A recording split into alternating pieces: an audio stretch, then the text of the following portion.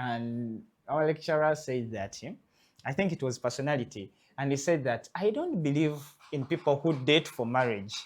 Said he believes in people who actually observe people and then they go in. They date for, maybe over date for a very short time and then they get married. What does it mean? He meant that he doesn't believe in people dating maybe for 3 years to know each other, then they get married. For him, he said that he believes in people observing others, people observe, seeing you maybe at your workplace or at, they see you how you do things and how actually everything happens, and then they decide that, yeah, I think this is the right person for me to marry. What did he mean? He said that when people say let's date, it's actually them saying let's pretend.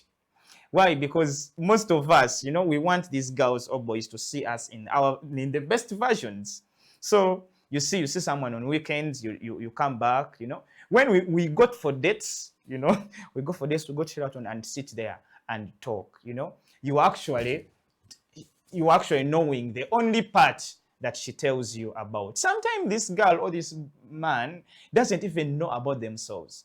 So why is it saying like, why did he say like that? He said that because the basis was we are talking about the non-verbal communications. What are non-verbal communications? These are when we talk to people without words, You were talking to me and you are mostly actually focusing on my facial expression and how my body and how everything I relate to what you are saying, because people always, we are groomed in an environment where the sitting room is meant for visitors.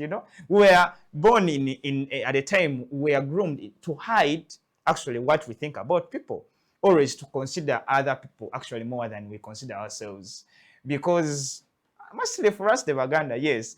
Why? Because when someone wrongs you, don't tell them the truth and what. So you find yourself that actually everything people are telling you is not what they mean.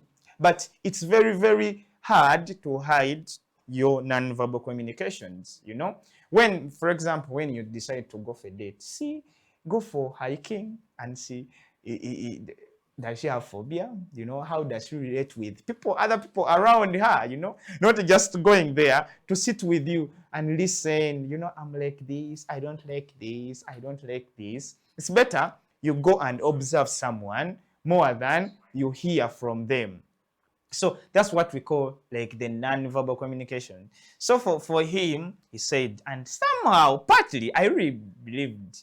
Why? Because, man, when I was at campus, most of the datings, I used to see my friend and myself, you are there pretending, always organizing your home when the girl is coming. So you find yourself actually, you are not yourself in this. And you know what happens is that we end up getting married to these same people. And when that's why we say marriage, everything changes. No, just that we didn't get enough time to observe these people. You meet in a hotel, come back home and sleep. No, call this person. When you say I'm going for a date and you really want to know this person, go for something that is doing, go for an action, Now these days there is hiking, you can go for some for maybe driving, this small what, I don't know what they call them, but it's better. Why? Because it helps you observe these people. So for him, he said that when you want to marry someone, it's better you observe them more than you hear from them. So that's why it was like, yeah, dating, he doesn't believe in dating. Why? Because dating is pretense. But he believes in observing someone for a long time and then you make a decision. Maybe they also observe you. Because when you say we are dating, it's most probably you're going to pretend.